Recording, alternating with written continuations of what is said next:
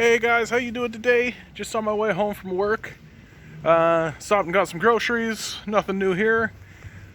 Fun day at work today, man. Fun day at work. Now that we're in the lockdown and all the procedures are in place and everything is kind of normal and everybody kind of knows what they're doing, right? The whole situation has been normalized. Very much what happened with the pandemic in the first place. At first there was this big freak out and everybody was like, "Oh my goodness, oh," kind of Muppet style. And now it settled in and everybody kind of got used to it. So that when the second wave actually kicked up, it was so like, we were so begrudgingly like, oh boy, yes, we have to do some kind of lockdown. Yes, we have to do it. And we've just begrudgingly like dragged our heels into it.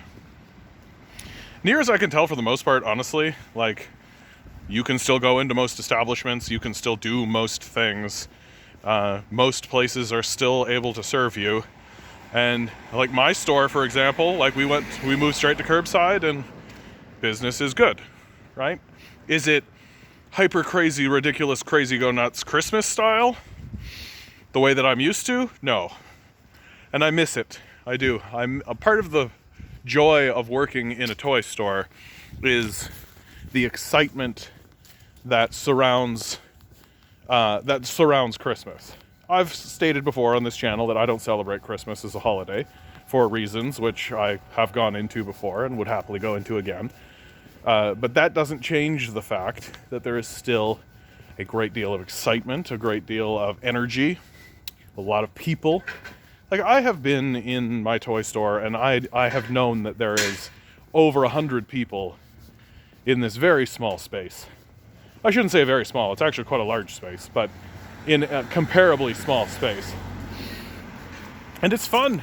It's fun. It's fun to have 100 people and to run around and to be serving them and to have a lineup that just wraps around the whole store and all this. It's fun. But now it's settled in so that it's still fun, you know?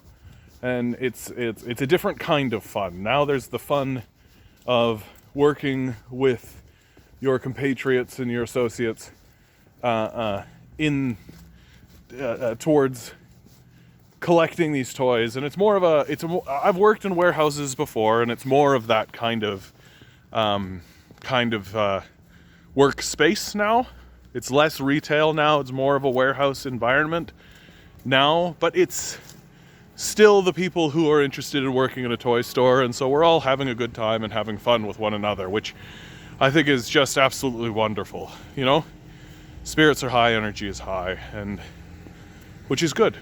And I think that the fact that we're in this lockdown has alleviated a lot of the pressures and the concerns in the staff, and I think it's alleviated a lot of difficulties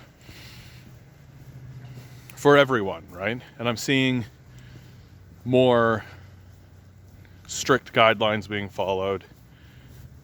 I do fear for our restaurateurs. Our restaurateurs, you know, you speak to the restaurant people around here and you can tell they're hurting. You can tell. They're being very nice and they're being very gentle about it with the clientele, but I'm a loudmouth who pries, and I can tell that they're hurting, that even if they were allowed to be open, people wouldn't go. Certainly not to the scale that they need. Because rents are outrageous. Rents are outrageous. And they're outrageous for a very specific reason, which is that the whole myth, the whole mythos, the whole narrative of capitalism, that you'll have an owner who owns a property, and then it's in his interest to rent this place. It's in his interest to rent this place out. It's in his interest, you know, he needs to rent this place out to people, because that's how he'll get income, right? And of course, a capitalist wants income, right? So the capitalist who holds on to the property will rent the property out, and then that will provide a business. And the business will be able to X, Y, and Z, and so on and so forth. And it's this myth of like, oh, and then we'll distribute the goods and all of this, right? And this is like a mythological thing that gets delivered to the poor peasantry and the serf class, who sort of gullibly nods along, going like, yeah, of course, the owner will want to rent it out, yeah, because serfs have no money. They've got nothing. So they're sitting there being like, yeah, if I had a piece of property, I'd rent it out, yeah, and then I'd make a bunch of money, yeah. And they don't quite realize that there's a threshold for that there's a moment when that logic stops working, right? Because eventually you have so much money that it's completely irrelevant to you if you rent this property out or not. That here in Toronto, the rule is if the place isn't rented, you don't have to pay taxes on the place in many areas, which is an absurdity, right? It incentivizes sitting on empty properties, which is exactly what people are doing. I can walk down the street right here, just on my own street, on my own commercial area, and there's plenty of places that are empty, right? And there's plenty of places they slap up, they go down, right? And it happens very quickly, because it's the only reason any of these wealthy landowners will rent to anyone is if they can get enough money to make it worth their while at all to be involved. So if some first-time business person with a modest investment or a modest nest egg wants to push their chips in and open up a small business of any sort on this strip, it's simply not going to happen. Because these people are not asking for $5,000 a month in rent. They're asking for $15,000 a month in rent, $30,000 a month in rent. So they're not interested in negotiating with John's board game shop, which I would love to open up a board game cafe down here in the beaches. I think it would do very well if it weren't for these parasites. No, they want to rent to McDonald's, right? They want to make sure that what goes in here is something that's going to make a whole lot of money for them, right? And because these people have hundreds of millions of dollars, right? And because they can just, and because they're completely incentivized to sit on these empty properties, they do. They have no incentive whatsoever to use these properties, which means that people who are who would like to be involved in business, people who want to be opening up and starting up their own initiatives and doing their own kind of things, they don't have a chance in hell. They don't have a chance in hell.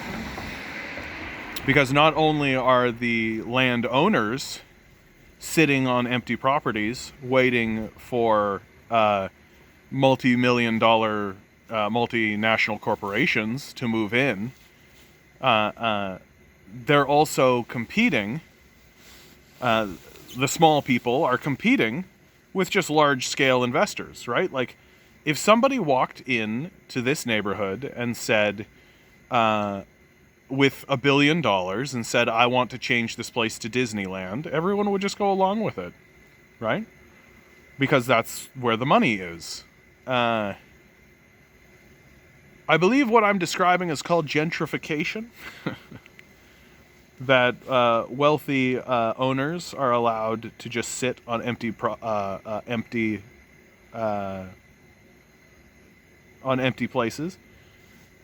on empty properties, and just do what they want with no say from the community.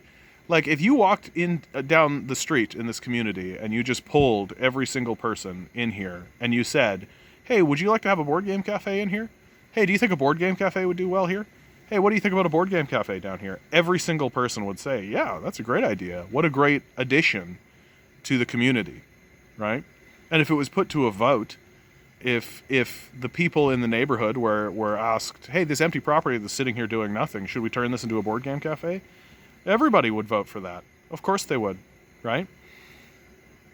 But it doesn't happen, and it won't happen, in this neighborhood because a board game cafe will never make right out the gate immediately the type of rent that is being asked, right? They couldn't do it.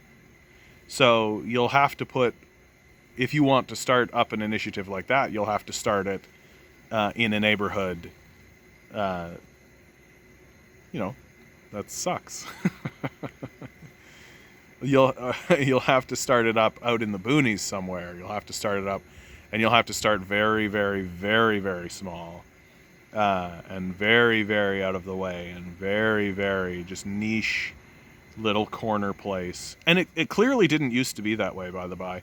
There are little shops here in the beaches that, like, literally just a woman selling soaps and homemade crafts and things like this. And she's been there for 30 years, so her rent is still extremely low, right? When she started out, like, it was just like the rents were reasonable and people were rational because the economy wasn't built and structured with the idea that a couple of billionaires will just own it and dominate it. And it all flows. Everything ultimately flows into the single idea that the system is designed to collapse. That's how capitalism is designed to work. It functions that way. That eventually all capital, and especially financial capital, liquidity, but eventually all property and all assets are eventually captured under a single umbrella. Right? And that this ownership class, this capitalist class, eventually has so much and is completely disincentivized to share it because the goal of the game is to accrue more.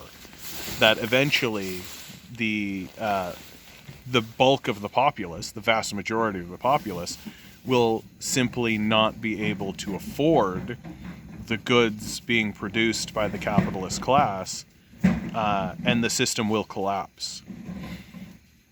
As it already has for millions of people, by the way. Like, if you are struggling to get food and shelter, right? Capitalism has already collapsed for you. You've already been abandoned to capitalism. You exist in a neo-feudal state, which is what will remain after capitalism retreats or abandons you or fails, right?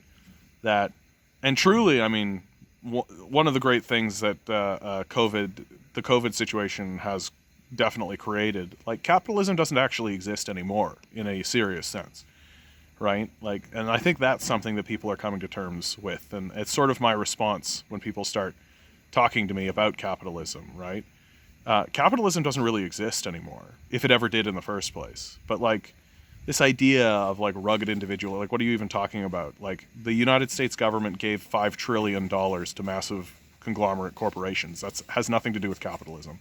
That's not capitalism, right? That's more akin to a form of socialism, right? But, I mean, let's be frank. Printing a whole bunch of money and handing it unaccountably to private interests, it's fascism. That's something that fascists do, right? I hate it when people say, like Robert Reich, who's great. I like Robert Reich a lot, and I suggest everybody pay attention to him. His perspective is very strong. He's been involved in government. He's been involved in the private sector. He really does know what he's talking about. But he's soft when it comes to his language because he isn't willing to go where the society has already gone. He will say, printing this money and giving it's socialism for the rich, rugged individual capitalism for the poor. What he's describing is not socialism for the rich, rugged capitalism for the poor. What he's describing is called fascism. It has a name, and we should say it. I don't understand. Like, we're living in this sort of Voldemort, you know who sort of position where we're supposed to say, well, you know who, right? Oh, it's Trumpism. It's socialism for the rich. It's fascism. It has a name, and we should call it what it is. I don't understand. I mean, yes, I do. I do understand why we're unwilling to actually call fascism because Fascism is very popular. It's not, and people don't like when you correctly show something that is very popular, and call it out for what it is, which is fascism. And fascism gained its popularity. It became very popular through a concerted initiative by the wealthy and powerful in the Western countries to rebrand and rename it and repackage and resell it, right? And they did this fairly successfully, in my view, on two fronts. Front number one was the removing economics from the conversation about what fascism is, right?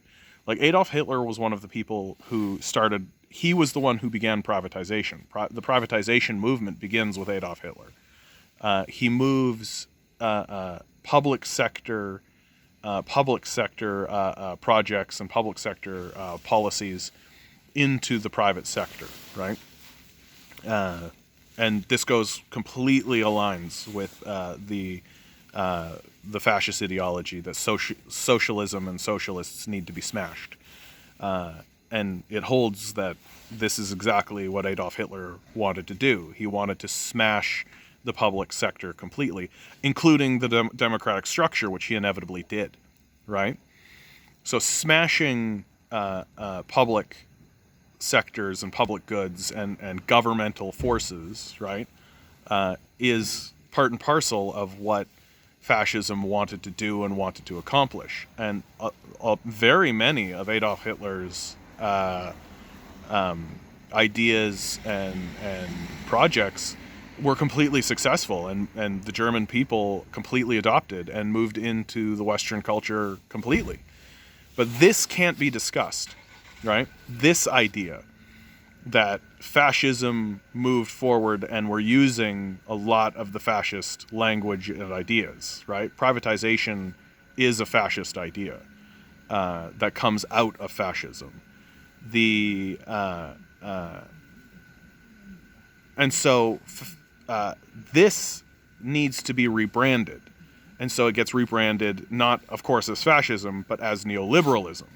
That neoliberalism becomes the phrase that we use to describe what is obviously fascism. That neoliberalism isn't actually a thing that exists. It isn't its own distinct, separate ideology. It is completely just a rebranding, a renaming of something that already exists, which is fascism, which, if you follow my videos and you listen to what I say, is itself a rebranding of capitalism. That capitalism, neoliberalism, fascism are a single entity, a single organism that works in its own conjunction and its own tangent. It's its own mechanism. It's its own machine. And if all you do is pay attention to this little tiny sliver of it, and pretend as though this little tiny sliver of the larger machine is the larger machine, then you can make the claim that capitalism is worth something or has value. Because if all you do is, like, let's say, pay attention to, like, trade between a farmer and a grocer, right? And then the grocer and the candlestick maker or whatever, right? And if all you pay attention to is that tiny little loop of the penny capitalism that exists in the world, and you pretend as though that's the capitalist system, and you ignore sort of the larger corporate forces, and you ignore the governmental forces, and you ignore all that, then yeah, you can make the claim that capitalism is good, because if you don't know anything about it, you can make whatever claim you want. And of course, so this rebranding is very important so that it separates neoliberalism from fascism, and then also by ignoring that fascism is essentially neoliberalism, by demonizing fascism to a cartoonish degree. right? This is the second initiative. So you have the rebranding and then the demonization, right, which is very key. And I mean, it's easy to demonize fascists, right? It's easy to demonize fascists. I mean, the Holocaust. There you go. Like you're off to the races, right? But by creating this demonization of the fascists, while taking from the fascists the things that you can easily move forward to and pretend as though they are not fascist initiatives, you rebrand the things that you want to keep, and you discard the things that you pretend you're not involved with, because our culture is 100% involved in genocides and holocausts and all of this kind of stuff, including Canada. Like, there's no reason to pretend otherwise, right? We committed a genocide against the First Nations people. We committed a genocide against the black populations and enslaved them. Like, this is capitalism. It's how capitalism works. It's not different from fascism, which is not different from neoliberalism. The only reason to even use a phrase neoliberal, like the only reason to use the word neoliberal, is because there are people who call themselves neoliberal, that they say that they are neoliberals, and what they really mean, like, and they don't realize it themselves, but what they are saying is that they are fascists, because fascism and neoliberalism are not distinct ideologies, right? They're just playing a linguistic trick on you. It's like when people say Trumpism, right? Oh, we're experiencing a lot of global Trumpism. Well, I mean, clearly what they're doing is they are replacing the word fascism with Trump in an effort to imbue all of the problems of what's going on in Western civilization onto the shoulders of a single individual, right? And pretend as though this single individual is the issue.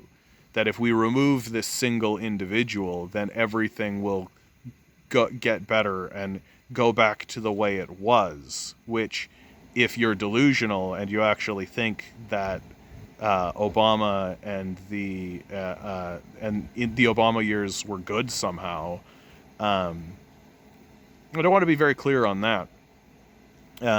There is one, because I recently had a conversation with someone I respect a great deal about Obama, and the only point I'm willing to cede about what was good about Obama is the fact that he was a black man who was elected the president of the United States. That's an incredible achievement for the United States. We're talking about a group of people like Martin Luther King, literally, 40 years previous to Obama, Martin Luther King was assassinated by the United States government. And now an event occurs that I think Martin Luther King didn't believe could happen, which is that the president of the United States was elected a black man. That by itself, right, is an impressive, important cultural moment. But what falls from that is the reality that Obama is just sort of an Uncle Tom type figure, right? He's just a type of figure. He works with the military-industrial complex. He works with the pharmaceutical companies. He works with Wall Street. He works with these powerful institutions. He doesn't work in the interests of the populace. And that, in my view, is actually objectively just the truth. Right? Like, more people were deported under Obama in his first term than were deported under Trump, right? Obama created far more warfare than Donald Trump did. And maybe even it can be argued more warfare than George W. Bush did. Although you could put forward the argument that Obama was just dealing with the warfare that Bush created, but he certainly wasn't attempting to pull out or prevent more. Right? He was looking to expand. And I just think I'm just stating objective facts. Like, these are just objective truths, right? You can't stand in front of me and say that Obama did not expand the war, right? Because ultimately Obama is part of the fascist system that exists in our countries, right? That fascism is very popular. And it's very popular because we've rebranded it, right? We've rebranded it as neoliberalism, while simultaneously creating a cartoonish sort of caricature of what a fascist looks like. That the only way a person will go that is a fascist is if that person is literally like tattooed with a swastika, right? If they're literally doing an Aryan salute, then the populace is willing to say that is fascism. But if he's a good-looking man, or even just a modest-looking man, wearing a suit and tie, who speaks very well and forthright, right? Who has a well-trained cadence, who has been well coached, who says all of the right things, right? Who knows how to speak to a crowd, who knows how to whip a crowd up, then you can't really see. And you don't even think, if you see this type of person, you don't even think to ask, is this person a fascist? Right? Because they don't have a swastika in front of them and they're not doing the Aryan salute. But I would say that fascism is a strong part of our society's narrative, especially at this moment, right? That if you try to make the case to me that Donald Trump is a fascist, then you must also make the case that Obama is a fascist and George W. Bush is a fascist. And just because when they're in public they smile nicely and speak coolly and all of this, that just makes them stone-blooded killers, right? That just makes them cold-blooded. People have this image of a fascist, like the raving speeches of Adolf Hitler. That's what's embedded in the consciousness of humanity. They don't look at a guy like Obama and think there's a killer right there. There's a fascist right there. But I mean, if you were to talk to the people of Libya, certainly they would think that Obama is certainly a fascist. Obama destroyed their country, created open slave markets. Like, Libya went from being a free country with a democracy and where poverty was in decline, homelessness was in decline, where there were strong social services being put in place, to being destroyed to the level where there were open slave markets, like in the space of 3 or 4 years. Obama absolutely decimated that country. And if that's not fascism, then I don't really know, like, where are you? Like, if you're not willing to accept that that's something that a fascist would do, I don't really understand where you're at, right? So yeah, okay, I think I'm at the end of this video, guys. If you made it to the end of this video and you're not subscribed, subscribe. For real. You just watched 28 minutes of this. This is what I do every single day. Like it, please like it. That matters for an algorithm. I don't have nearly enough subscribers to actually make that count, but this channel is building. It's going to keep building. As our culture collapses and as our culture descends and more people begin to listen to men like me and realize that I was right and I am right. And eventually it's going to come to a point where we're going to need insane people like me speaking the truth, so that everyone can hear it and see that there are thousands and thousands of people who agree. So subscribe. You're going to get more of this. Like it, hit the thing, hit the share, do all that. All right, guys. Have fun. I love you all.